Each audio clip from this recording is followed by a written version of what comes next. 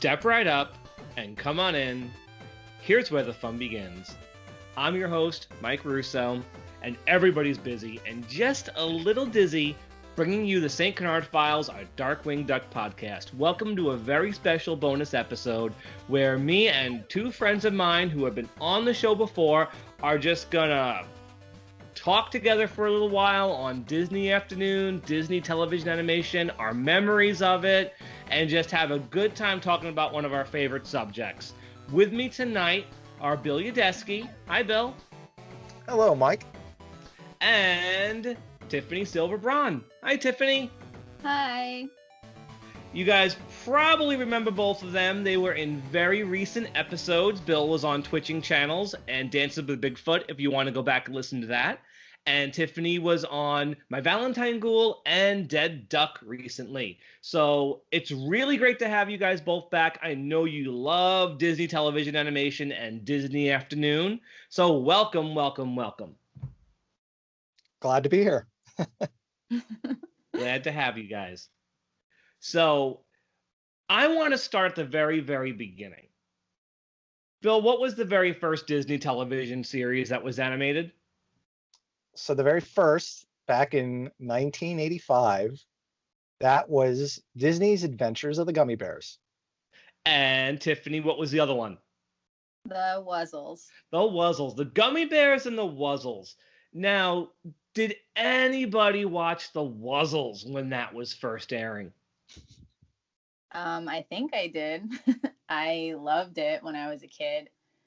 What are your memories of it? Out of curiosity. It's pretty interesting. This is something that I wanted to say about it, which isn't necessarily the episodes of the show, but because I was so young when Gummi Bears and the Wuzzles came out, with both of them, I have the strongest memories about those read-along books with the cassette tapes. Right. Which I loved to fall asleep to as a kid. And whenever I try to think of episodes of both of those, it's the first thing that pops in my mind is those books. Ah. How about you, Bill? Did you watch either of those? Like when they were brand new?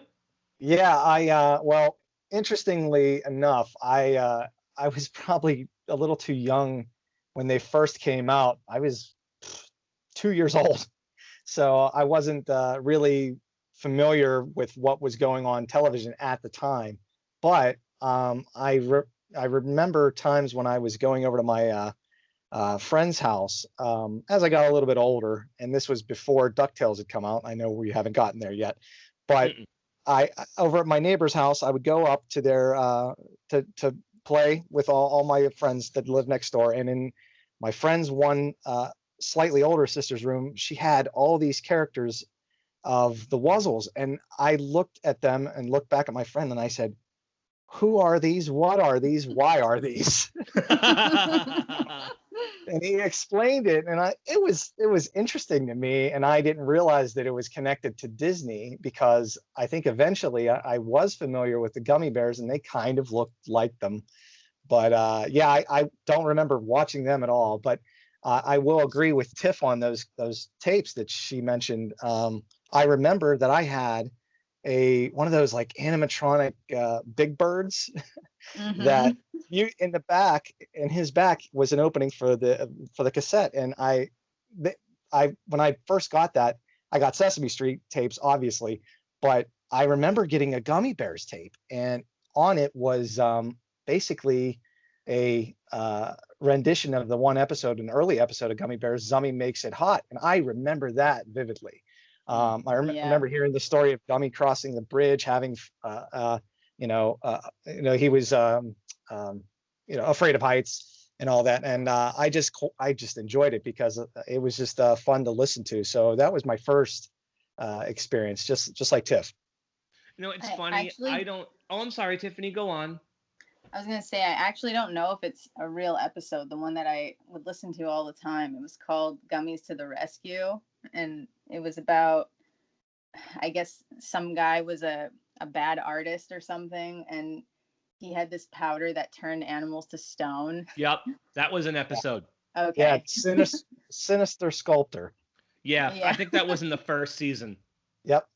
But Yeah, a that lot was of those the tape I books, had. like how the Dirty Money episode of Darkwing Duck became Clean Money when it ended up in book form. Mm-hmm. So I think that was just one of those things. I don't know why they had to change the titles. Probably just to make it more marketable. Sinister Sculpture doesn't really clue you in on what the book is about, as far as which characters are in it. It's funny for me.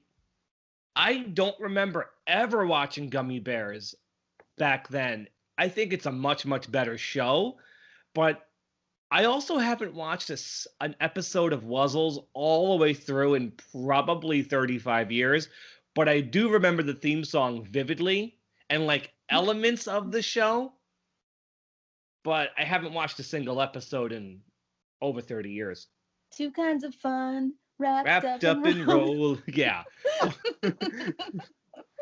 They had I so much remember that faith too. in the show. They actually was a fully animated opening. It wasn't a clip show. Yeah. Somebody had faith in it. And what's And funny that's is the show sold. They made a lot of toys based on Wuzzles. For a one-season show, they really promoted the heck out of it. Yeah, I don't know if either of you follow this Instagram page called the Wuzzeum. I've seen it. It's crazy. I didn't even realize how much stuff there was. They like every day are posting more and more merchandise, random Wuzzles merchandise. It's like never ending. It was a lot more popular overseas. I think the franchise in general. I think it's like something that was bigger than Disney. I think it continued going on without Disney's involvement after the show ended. I don't know how that worked because I don't follow it. But it's a shame because Gummy Bears is a much better show that holds up really well if you go back and watch it. But there's not much merchandise for it. It kind of was very under the radar. right. And actually, only up until recently, aside from the Kellogg's figures, I hadn't, or I wasn't aware that the Gummy Bears did have some, though few, some products that were released. I'm sure they were trying to compete with another Bears type of show, the Care Bears, at the time. So yeah, Think? a little bit. Yeah, I mean, and everywhere I went, there was somebody had Tenderheart or Grumpy Bear or Cloud Car, but yeah, Gummy Bears, they were few and far between. Gummy Bears was Care Bears for tweens. Do you guys have any favorite Gummy Bear episodes or characters even? I definitely really liked Sunny Gummy. Yeah, even as an adult, for me, I mean, I always related to Cubby as a kid. I guess I still kind of enjoy Cubby because he is adventurous, but I'm probably more now on the lines of Tummy, who was just the peacekeeper and just tried to keep a level head amongst all the gummies. And Tummy has a little bit of a gut, which I do, so share a lot. Yeah, I don't think Cubby really holds up for an adult viewer. A lot of the episodes that lost me, like in the middle, usually have him as the starring character because I just can't relate to him now. Yeah. But I have to agree with Bill. I really love Tummy, and I think it's because of how understated Lorenzo's music's performance is. Yeah. Like he could become a walking fat joke, and sometimes he does, but they're very kind to him. And anytime the character is mistreated, you feel bad for him. Yeah. And Lorenzo he's just the same voice coming out of Garfield that's so sarcastic sounds so sweet coming out of Tummy. It's funny. Yeah. I would say though with Gummy Bears that as a kid it was kind of distracting, some of the voices, because it seemed like they were these famous voice actors, but they weren't doing like enough of a different voice. Like June Foray was Grammy. I forget the character. Yeah, Grammy. Is that it? Yeah. Yeah, and it was just straight up like Natasha or something, and I couldn't hear it any different. And same thing with Lorenzo music; it just sounded like Garfield to me. And Zummy was also the usual Paul Winchell voice, something similar to Tigger. Oh yeah, totally. Yeah. It's just Tigger with those spoonerisms that he had. And I actually, going back now that I remember that, Yeah, Zummy was probably my second favorite. I enjoyed him. And then let's us not forget the sixth Gummy, which was Gusto. the awesome Gusto Gummy. Yeah, voiced by Rob Paulson himself. That was one of Rob's earliest roles, and you can hear how youthful he is. Mhm. Like, it's crazy. I listened to the new Animaniacs, and I know he had throat cancer, and I love this voice actor to death. I love Rob to death, but you can so hear his age in Yakko. But Mhm. when you listen to Gusto, we're talking 35 years ago, he sounds so young, and he's so engaging. It's like, no wonder Gusto has a really large female fan base. Yeah. But moving on to Gummy Bears, from Gummy Bears, did anybody ever actually see the Fluppy Dogs? Oh my God. I loved that so much as a kid. And I feel like it's a general, most people look at it badly, like it was this horrible like Disney mistake or something, but I loved it so much as a kid. Have you seen it recently? No, I'm scared. Don't. I tried like about a year ago. I really tried on YouTube to watch it. It really doesn't hold up. Like for Disney, for something Disney, and all the same people who are behind Gummy Bears, really, a lot of the same voice cast. Lorenzo Music is in it. It just doesn't hold up. Like, watch it for curiosity's sake.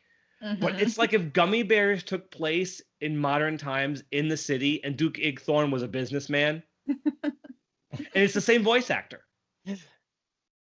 Weird. Have you seen it, Bill? I have not. I had no exposure to Fluffy Dogs at all. And I think just out of curiosity, I YouTubed it a few years back and I was like, no thanks, I'm good. Well, I really should revisit it to see, because when I was a kid and it came out, it was one of those things like I saw once and there was toys of it and stuff, and I wanted to have all the toys, and I remember I would just draw the characters from it, even though it was like a one-time viewing, and I just got like a little tiny obsession that went away because I think, did it just air once and then Yes. that's it? It aired, I think, Thanksgiving weekend, 1986, and it was a ratings bomb, and it was supposed to be a series, and Disney bailed on that super quick. Because it reminds me of a lot of, like, 80s tripe, like Hug-a-Bunch and Popples. Oh, yeah. And that's really the feel I get from this. It doesn't feel like Disney, except for the production values, because it's TMS. But it doesn't work. But you know what? Watch it again, Tiffany, just for curiosity's sake, because it's an interesting curio from that time period. I love both of those too. And from what I can remember, isn't it a really similar thing where in Hug-a-Bunch they like went through the mirror or something, and in Fluffy Dogs they do that too? Believe me, I don't like most 80s stuff that I grew up with anymore, but I know a lot about it. Yeah, I should watch that again too, because I loved that. The one with the live action puppets, that was creepy. So we got to move on to the big one. DuckTales. Woo! Do you remember where you guys were when you first saw DuckTales? Out of curiosity, because this is a big one. If I'd be any place as a 4-year-old watching television, it'd be in my living room.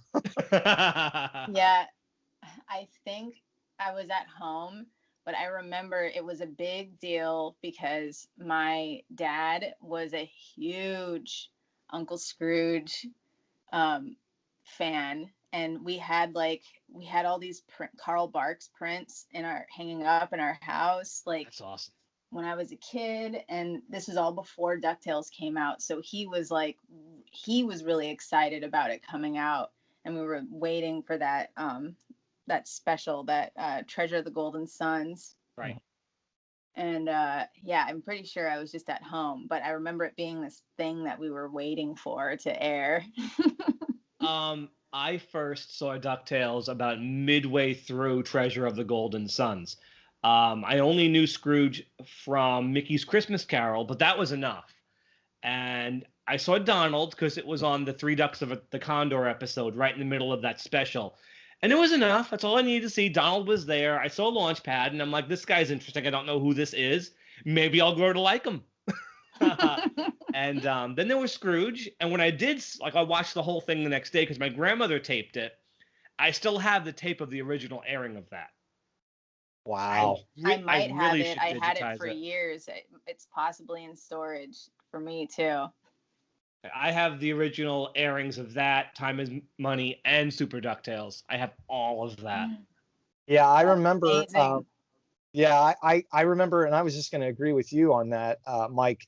I believe I jumped into the third episode of that, 5-parter, and I agree. I was excited to see Donald because I don't think Donald, aside from Disney Channel stuff, which was, kept away from the public unless you were paying for it, he wasn't really on anything. So, and then again, Mickey's Christmas Carol, like you said, was one of my all-time favorites. So hearing, it was like, you're stuck with Alan Young, and it's in your mind, and you really, that's embedded into your soul. You hear his voice anytime you think of Uncle Scrooge. Yeah, I loved it. And it was. Go ahead, Tiff. I was gonna say, was it only the only other voice? Was it that the voice actor that did Jacques from Lady and the Tramp before? Oh, from Scrooge McDuck and Money? Yeah. Yeah, there was one other guy who did him in the Sport Goofy special in the 80s too. But Will Ryan, yeah, and then after that it was Alan Young up until his death. What was I gonna say? And with DuckTales, you can look at Wuzzles and even Gummi Bears, and like you can look at it and say, yeah, that's very 80s, and it kind of fits into all that other stuff. But DuckTales was something so different. Like the quality jump with DuckTales. Do you guys remember how big DuckTales actually was and for how long? Yeah. Yeah, it was it was huge. I do remember a lot of merchandise coming out for that. And you heard kids talking about it at school. And it was pretty momentous when it happened, when it came out. I mean, DuckTales changed the face of syndicated programming entirely. It showed you could do a good show on, weekday afternoons and not compromise, just the quality of it. Yeah. And the other thing I also noticed, and I mean, maybe it was kind of like this in the 80s. I remember other shows doing this, but the music in DuckTales just I loved it. It was just so gorgeous, so beautiful to hear. Like you heard an entire orchestra, and it You know who composed that stuff? That's Ron Jones, right? Yeah, Family Guy's Ron Jones. Yeah. Isn't that nuts? I don't think any Disney show of this era or the 90s really had the background scores DuckTales ever did. Yeah, I mean, it wasn't until maybe the 90s when they started using big orchestras for animated programming. Like, I think Animaniacs. The Warner stuff, yeah. Yeah, Tiny Toons did it too. Right, yeah, thank you, Tiff. But I guess they were hearkening back to, what was that, like the 40s and 50s when they did have the orchestras for those types of cartoons? Yeah, the Looney Tunes Carl Starling. Yeah, sorry. But DuckTales is, like all these shows, they're just sweets that are cut up and just placed in the episode wherever they fit. But it's amazing stuff. Like, it sticks with you. Who are you guys' favorite characters, not counting Launchpad? I know that makes it hard. From DuckTales? Yeah. For sure, Gizmo Duck / Fenton. Yes. And then at second would probably be Magic at a Spell, who I actually always loved from the comic books. Bill, how about you? Yeah, I was just gonna say, well, I love Gizmo Duck, but Fenton just was also like a character all his own, was just hilarious. He took over that show. Exactly. My answer obviously is the same, Fenton and Gizmo Duck. As an adult, I think Duckworth is hilarious. I think his dry humor is so funny. And I know a lot of people don't like them, especially the Barks fans, but I really do love the Beagle Boys. Oh, for sure. Like, especially Yeah, Ma Beagle. She's fantastic. I love the Beagle Boys. Yeah, Yeah. I was gonna say, Frank Welker, he did like what, 3 or 4 different He did Beagle Boys? Big Time and Baggy.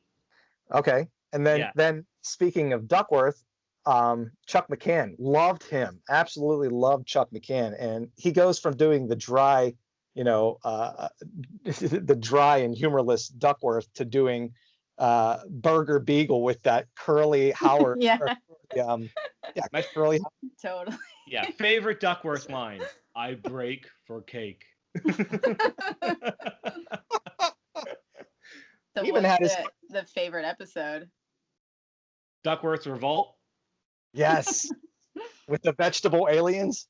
Yeah, Oh Disney my shows God. had this crazy thing with vegetable aliens. Darkwing Duck did it too. And you know what? I feel like maybe it's a nod to that what's considered the worst Lost in Space episode ever, which is about alien vegetables. Well, it's a show Tad and all the writers probably watched, and all the other guys on Ducktales too. Oh, and you know what else? What? They must have been Lost in Space fans, because I mean, I'm a huge Lost in Space fan, and I didn't notice this until a couple of years ago. But one of the insults that Dr. Smith calls the robot is a blathering blatherskite. No way, really? Yeah, and I'm like, that must have been what this came from for sure. It had to have been. Wow. Because their generation would have watched Lost in Space. Yeah, for sure. That's crazy. I didn't know that. Thank you for teaching me something tonight. That's amazing. Well, do you guys have any other favorite episodes of DuckTales? Tiffany, go first. I really like the Pep episode. I forget what it's called. It's called The Big Flub. Oh yeah. And I remember that I think it was one of the later episodes where they have the golden goose. That was a series finale. Yeah, and Yeah. that I remember I was it's a cartoon, but I was on the edge of my seat like the whole time, like towards the end. Right. No, I totally get it because I was there too. Yeah, I literally had to hold my breath because I felt like the world around me was going to turn to gold as it was Yeah. happening. Yeah. So good. So, Bill, how about you? Favorite episodes? Oh, okay. Well, I definitely love time teasers. I feel like any type of episode that has Gyro in it, even though he's a little underrated, I know Vix will definitely appreciate my saying this. Hi, Vix.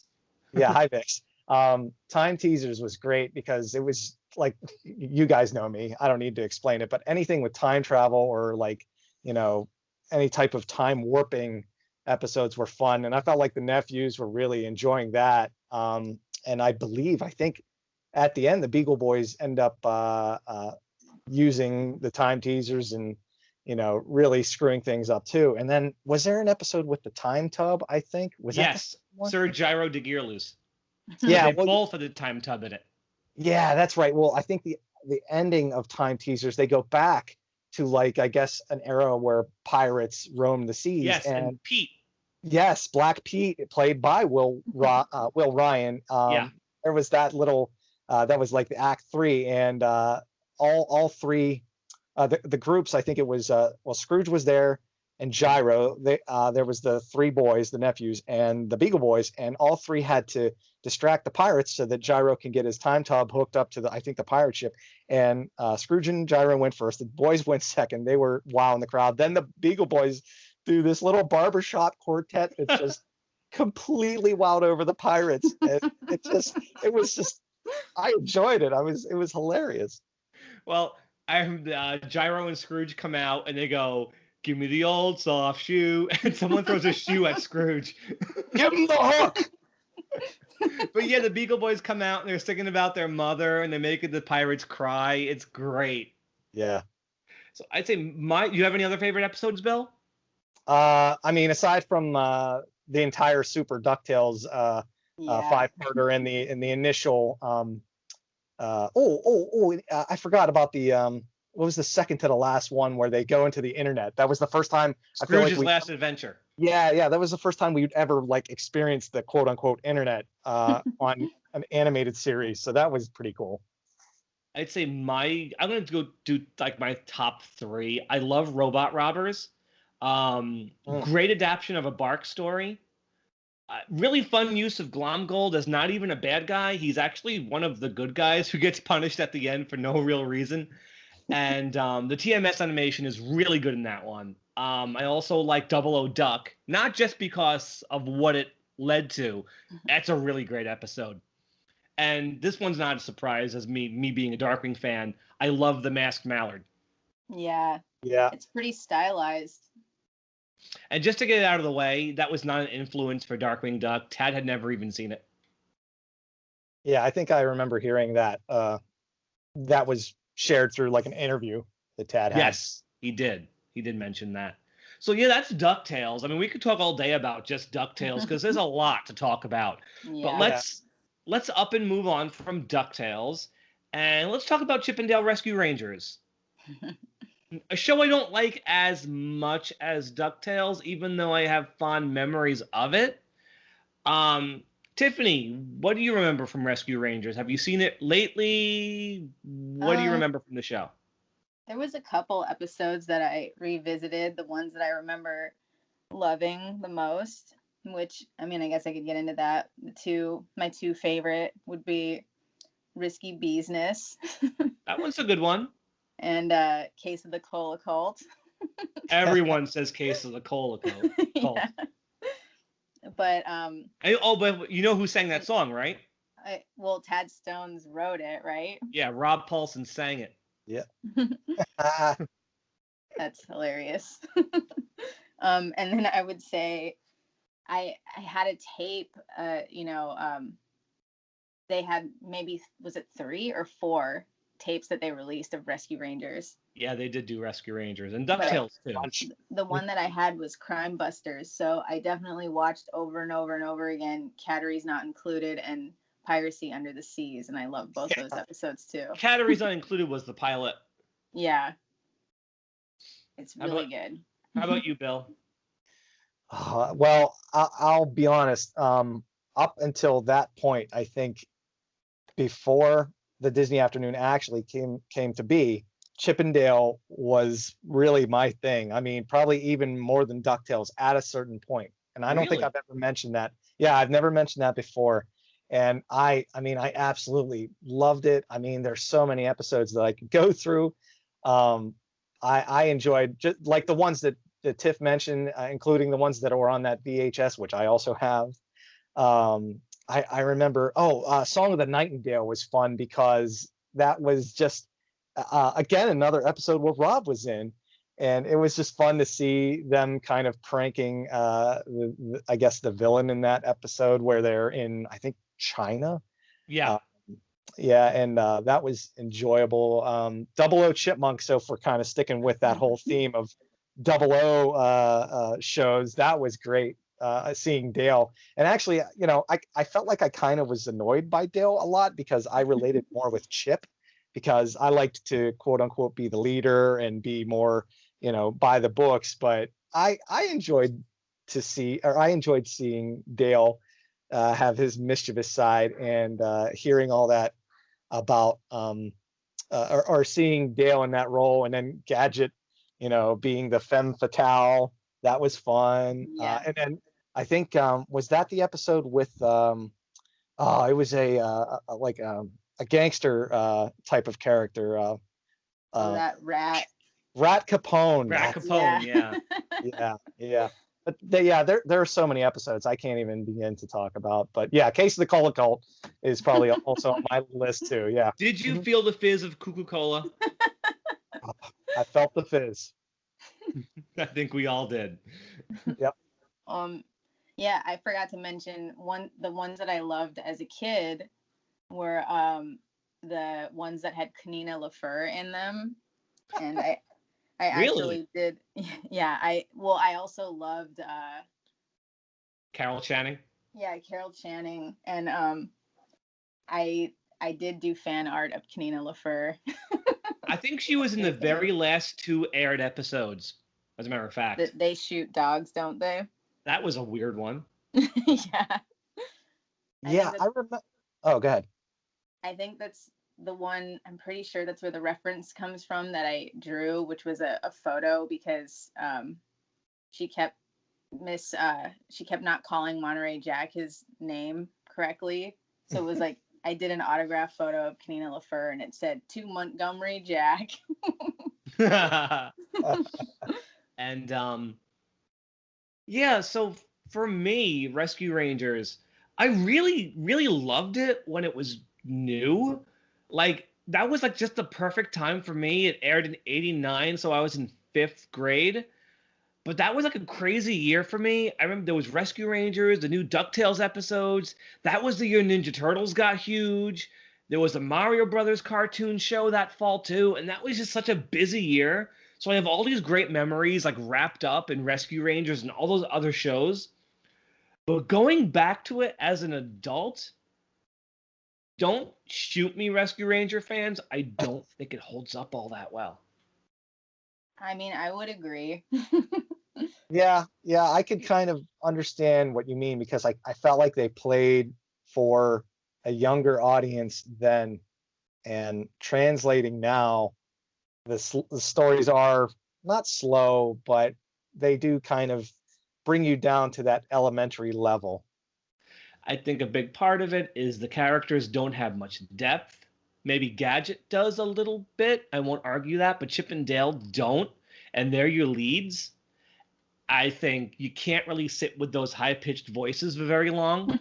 As great as Corey Burton and Tress MacNeille are, the stories are very simple. They're all just kind of let's save the day stories with the same 5 cast members in every episode, so you don't get that variety because they all have to be in it. I think it falls back on the same villains too much, and it eventually becomes a hindrance. Mm-hmm. Like every time they want to do something insane and scientific, let's just get Nimnol in here. And we'll just say it was his latest thing. And it was just, last time I marathoned it, It was really hard to sit through it. I mean, once in a while you get the odd episode that's really good, like the Cola Cult, or the one where Dale gets the rubber bando powers, episodes like that are just nuts. Like sometimes the show goes off the rails and just gets crazy. And those first 13 TMS episodes from the very beginning of the run are really great. Categories Not Included, Kiwi's Big Adventure, all of those.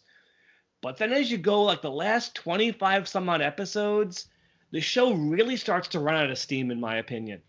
Mm-hmm. Like it's very hard to marathon it. How many episodes was it? 65.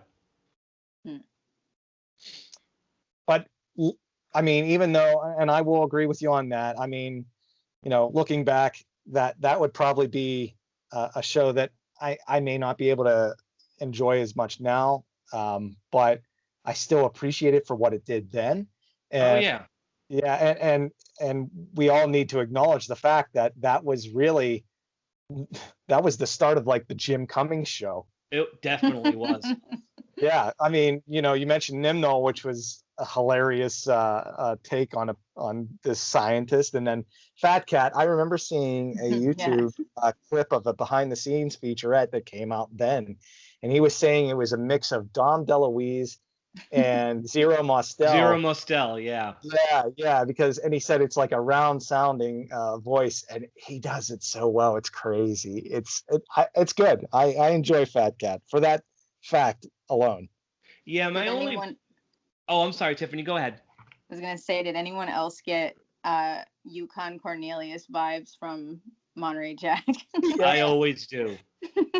I watched Rudolph over the weekend with my daughter, and he is Monterey Jack. My only thing with Fat Cat, as much as I do like him, he's all talk. He doesn't do anything, and he's surrounded by idiots. And I feel like that really, really lessens him as a villain. He's in so many episodes. He doesn't actually do anything. And he has no personal connection to the Rescue Rangers. He never even calls them by name. Right. Like Don Carnage, and we'll get to him in a minute. He knows Baloo and Kit, and he has a history with them, and he talks directly to them. Fat Cat never does that. It's always, oh, those Rangers. It's like, well, you're in like 20 some odd episodes. Can you at least have a deeper relationship with these guys? But it's always, Fat Cat, there's not much to him, and he's surrounded by these morons who always screw everything up. And it's very 80s cliche. Like Shredder was a great villain, but the idiots he was surrounded by always let him down. And after a while, they used him in so many episodes. Right. Like, it hurts the show. And I feel that way about Rescue Rangers, too. I do, as great as Fat Cat is. Right. Now, let me ask you guys this. Did you really not like Peter Cullen's portrayal of Monterey Jack? I couldn't tell the difference as a kid. Me either. And the funny thing was, in the, not the pilot, but the 5-part To the rescue. Yeah, To the Rescue episodes, they interchange between Jim and Peter. And I guess you're right. As a kid, it was kind of hard to tell, but subconsciously, I had this feeling that something wasn't right when I hear Monterey Jack lower. I knew that was Cullen. Or if I would, hear him really doing that goofy like cheese, that whole thing. That's Jim, yeah. That's Jim, yeah. So yeah, Cullen was let go because apparently Jim was funnier. I think Cullen's voice though is more nuanced. Mm-hmm. Jim is a lot more bombastic. Yeah. So there is a difference there. I will admit that. I just didn't see it as a kid. Right. I do believe there was a couple good episodes with Peter in them. And I think immediately I think of A Lad in a Lamp. And that's the one when Monty finds a magic lamp, switches with the genie inside. He gets taken by Fat Cat and his gang. And the Rangers all go to help and it's all just chaos. And I laughed at the part where he's like, he gets Meps, and actually that's Cullen again, which I enjoy Cullen as Meps. That voice. Yeah. Blood boss. Yeah. Oh my God, that's great, Mike. Yeah, he gets Meps. He's like, wish for Ranger toys. He's like, yeah, I wish for Ranger toys. And then all this chaos. Meps is a character that is so addled they would never do him these days. Mm-hmm. And Wart, that's Jim doing his Peter Lorre voice. Yes. Like straight out. Mm. We're gonna make this a 2-part episode because we're getting to a big one for Bill, which could easily take a while. But I wanna back up to one more show we skipped to wrap up this first part. Okay. Who watched The New Adventures of Winnie the Pooh? Oh. Go ahead. I did. Me too. Me too. Who didn't? It ran on ABC until the end of the decade in the 90s. Yes. Everybody watched it. Yeah, they did it. They did it justice. I mean, they were coming off the tails of, I think, one of the last features that they came out with, which was, and I remember it came out when I was really young, but it was Winnie the Pooh and A Day for Eeyore. Yes, and I remember having that on VHS. My uncle recorded that, and I watched that probably till the tape was almost burnt out. But I'm assuming that they were pretty much trying to roll off the heels from that, and they did it justice. They did it so well.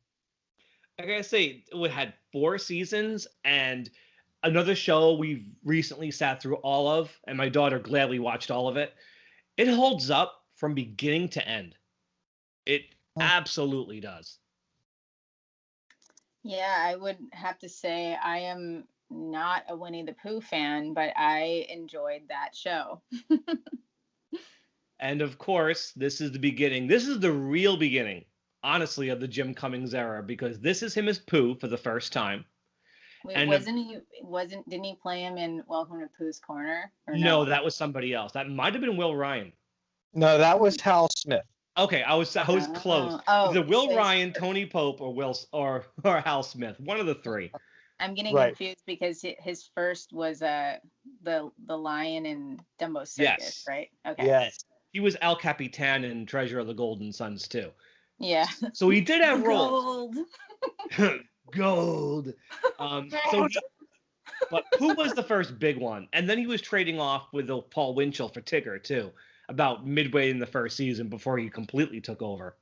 Yeah, he retired. Yeah, and deservedly so. He had a long career. And the show is fun. I mean, it's not deep. There isn't much to talk about, but it's fun.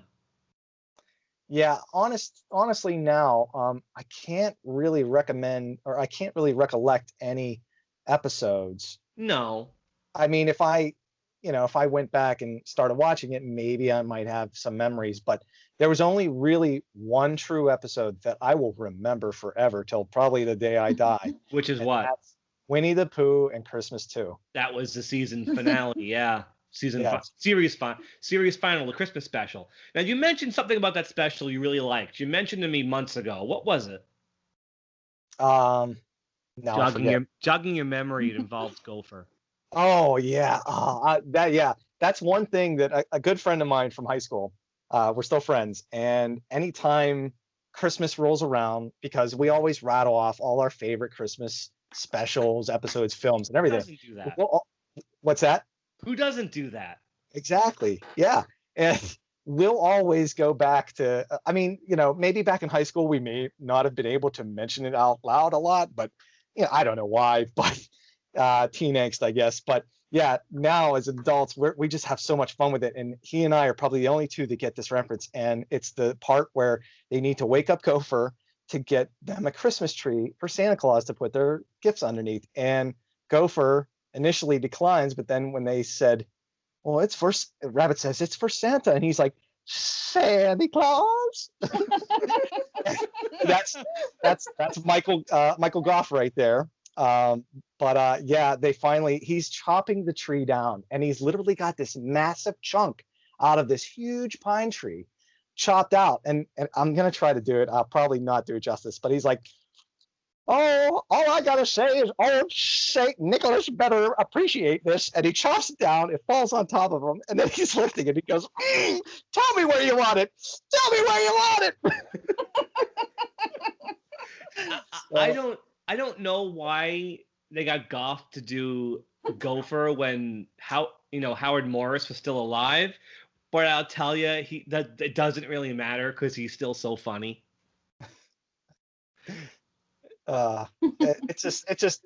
It tickles me pink every time I think about it. So yeah, good times. And then you can't not get goosebumps when you hear like the theme song from Gotta Get Up, Gotta Get Going. Yeah, it's when that came on ABC, like you knew like, oh great, Pooh is on. Didn't matter how old you were. Yep. But I'll give the show this. It held back on Roo. Watching it, I was shocked how little he appeared. When you think to like the early 2000s when he was in everything, this show really held back on him, and it was very rabbit heavy, which makes going back to it as an adult easier than you'd think. Yeah, I feel like Rabbit was basically the stubborn adult that everybody kind of needed. Yeah. Yeah. He's the adult audience surrogate, basically.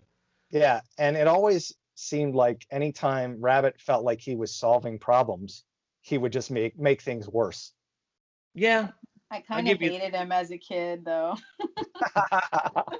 Spoiling everyone's fun. Yep. But it is really amazing how long that show stuck around. Even if after it was done with new episodes, ABC held on to it for a long time. Like even in like 1999, you would still see Pooh airing on ABC with Schoolhouse Rock and Looney Tunes. Like that stuff was still airing. So we're going to wrap up part 1 of this discussion right now. Join us for part 2. We talk about Tailspin. A little bit of Darkwing. This is a Darkwing podcast. We don't have to go into it. Maybe a little bit. And other shows after that.